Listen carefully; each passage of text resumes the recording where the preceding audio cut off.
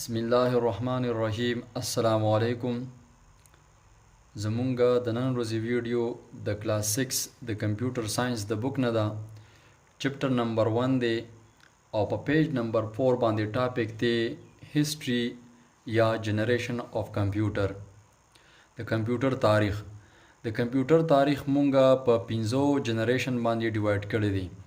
هیستوري اف کمپیوټر د کمپیوټر تاریخ can be divided تقسیم کړل شوی دی into 5 generation په 5 جنریشن باندې. اولنی نمبر دی فرست جنریشن کمپیوټر. اول ځل باندې چې کوم کمپیوټر جوړ شو هغه ته مونږه فرست جنریشن کمپیوټر وایو او په دې کمپیوټر کې ویکیوم ټیوبز استعمال شو. دا زموږ سره ویکیوم ټیوب دی. دا یوټیوب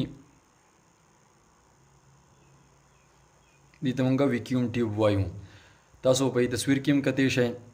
د ویکیوم ټیوب دا تصویر تاسو وګورئ نو فرست جنریشن کمپیوټر چې دی په هغه کې دا ویکیوم ټیوبز لګېدلي وو. فرست جنریشن کمپیوټر. ان فرست جنریشن کمپیوټر یوزډ ویکیوم ټیوبز. په فرست جنریشن کمپیوټر کې ویکیوم ټیوبز استعمال شوي وو. دیئر سپیډ واز سلو. د دې سپیډ چې هغه سلو ډیر زیات کم و. and memory was very small او د دې میموري هغه کم وه.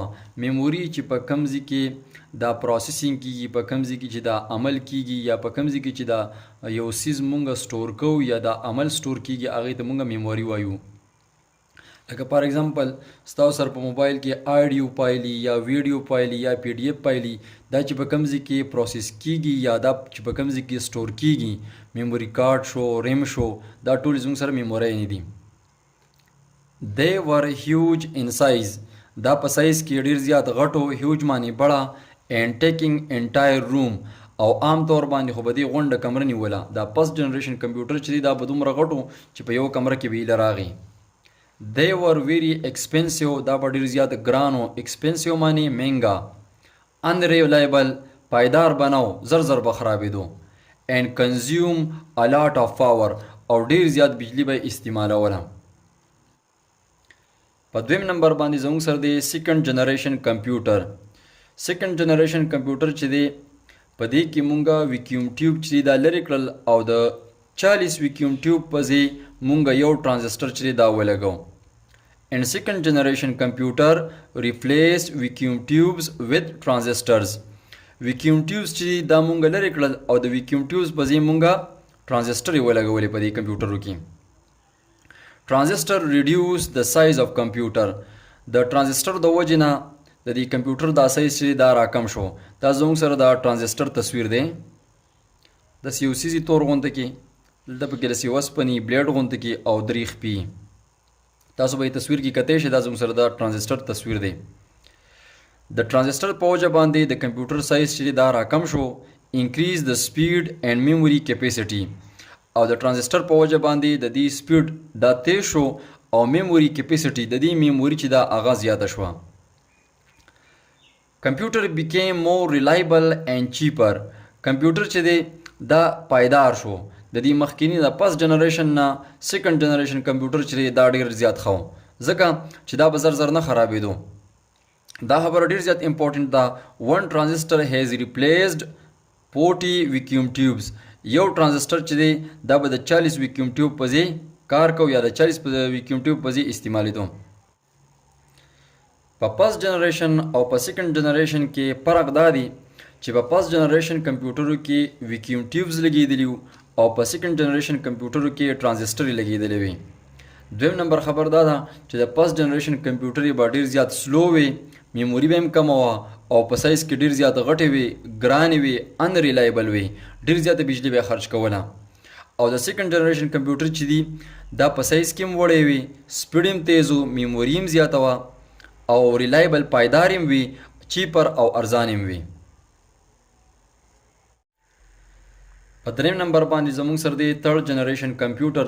په تھرډ جنریشن کمپیوټر کې داس چل وشو چې د ټرانزسټرو په ځای پکې انټیګریټډ سرکټ یې ولګولې کومې ته چې مونږه آی سی ګانې وایو. تاسو په دې تصویر کې کدی شي دا زموږ سره د آی سی تصویر دی. in third generation computer integrated circuits ICs ور انټروډیوس. په تھرډ جنریشن کمپیوټر کې د ټرانزسټرو په ځای آی سی ګانې ولګېدې. IC chips increase the computing power and decrease the cost of computer. د IC په وجه باندې دا چل وشو چې د کمپیوټر کمپیوټینګ پاور د حساب کتاب کولو چې کم پاور د طاقت دی، د کار کولو چې کم طاقت دی، دا تیز شو او د دې خرچه چې د کاست وي خرچې ته او خرچه یې راکمه شوه. It improved the speed and memory capacity. د دې د وجه نه د کمپیوټر سپیډ او میموري کیپیسټي چې دا نور هم زیاته شوه. Computer became smaller, cheaper and more reliable than second generation computer. د third generation computer چې دی دا له second generation computer نه ورکوټ وي په سایز کې، ارزانې تی وي او ډیر زیاتې پایدارې وي. نو که تاسو ته چا وایي چې په second generation او په third generation computer کې څه فرق دی، نو تاسو به ورته دا وایي چې په second generation computer کې ټرانزسټرې لګېدلې دي او په third generation computer کې آی سی ګانې لګېدلې دي. دویم نمبر خبر دا ده چې د سیکنډ جنریشن کمپیوټر سلو وي، په سایز کې غټې وي. د تھرډ جنریشن کمپیوټر چې دا تیز وي او په سایز کې ورکوټي دي. دریم نمبر خبره پکې دا ده چې د سیکنډ جنریشن کمپیوټر د کمپیوټینګ پاور چې دی دا لږ کمزوري دی او د تھرډ جنریشن د کمپیوټینګ پاور د حساب کتاب کولو چې کم سپیډ دی، د کار کولو چې کم سپیډ دی، دا تیز دی. بل د تھرډ جنریشن کمپیوټر چې دا ارزانې هم دي او ډیر زیات ریلایبل دي د سیکنډ جنریشن د کمپیوټر نه. څلورم نمبر باندې زموږ سره دی فورث جنریشن کمپیوټر. په څلورم جنریشن کمپیوټر کې مایکرو پروسیسر بیا راغلی. مایکرو پروسیسر واز انټروډیوس ان د فورث جنریشن اف کمپیوټر ان 1970s. په 1970s کې مایکرو پروسیسر چې دی دا په کمپیوټر کې لګېدل شروع شول. مایکرو پروسیسر آر ویری سمال ان سایز، ویری فاسٹ، very reliable, have huge storage capacity. مایکرو پروسیسر چې دی دا ډیر زیات ورکوټي چیپونه، ډیر زیات تیزو، ډیر زیات ریلایبل، خرابېږي نه او ډیر زیات میموري کیپیسټي و په دې کې. مطلب دی په یو ټیم کې خزان سره کافي پروسیس چې دا سٹور کولی شول او په هغې باندې کار هم کولی شو. افورډیبل اینڈ یوز ایڈوانس کمپیوټر ډیوایسز. دا ډیر زیات افورډیبل مطلب دا دی چې ارزان مو او په اسانۍ سره میلاوېدل او څومره چې ایډوانس کمپیوټر ډیوایسز دی په دې کې دا استعمال شوي دي. امپورټنټ خبره پکې دا ده چې ا مایکرو پروسیسر از ا سنگل آی سی چپ. دا مایکرو پروسیسر چې دی دا یو انټیګریټډ سرکټ چپ دی دیٹ کین هینډل آل د پروسیسنګ اف ا کمپیوټر. دا د کمپیوټر ټول کارونه هینډل کوي، مطلب دا مایکرو پروسیسر یې کوي. په پنځم نمبر باندې زموږ سره دی ففتھ جنریشن کمپیوټر. په ففتھ جنریشن کمپیوټر کې آرټیفیشل انټیلیجنس چې دی دا راغی. مطلب دا ففتھ جنریشن کمپیوټر چې دی دا ټول په آرټیفیشل انټیلیجنس باندې کار کوي، یعنی انسان چې څنګه کار کوي دغه شانتې کار کولی شروع کړل. ففتھ جنریشن کمپیوټر آر بیس آن آرټیفیشل انټیلیجنس. مصنوعي ذهانت باندې دوی کار شروع کوم. The goal of fifth generation of computer to develop devices. د ففتھ جنریشن کمپیوټرو ګول دا و چې دوی داسې ډیوایس ډیولپ کړي، جوړ کړي دیٹ کین انډرسټینډ نیچرل لینګویجز، چې هغه قدرتي لینګویجز کم چې مونږه لکه مونږ پښتو وایو چې په پښتو باندې پوهیږي، چې کم کسان انګلیش وایي چې په انګلیش باندې پوهیږي، په اردو باندې پوهیږي، د انسانانو په دې ژبه باندې پوهیږي.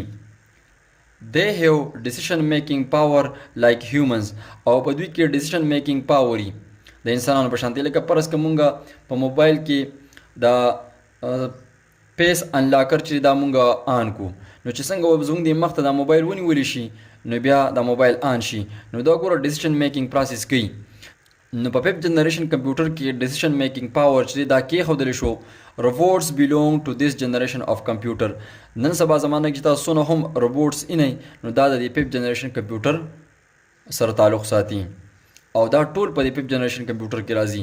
دوی چې کم کار کوي، دوی چې کم ډیسیشن میکینګ کوي، دا ټول په دوی کې پروګرام شوي. مطلب دی کې مونږ داسې پروګرامونه وراچولي چې هغوی هغه پروګرام مطابق چې دی د انسانانو په شانتې کار کوي. دوی زموږ په شانتې قابلان نه بلکې دوی یو سپیسیفیک انسټرکشن دی چې دوی په هغې باندې کار کوي. انشاءالله په مخکیني ویډیوګانو کې بیا دا راځي.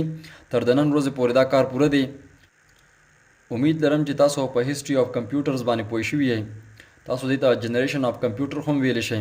دا کمپیوټر سټیپ بای سټیپ چې دا ډیولپ شوي دي.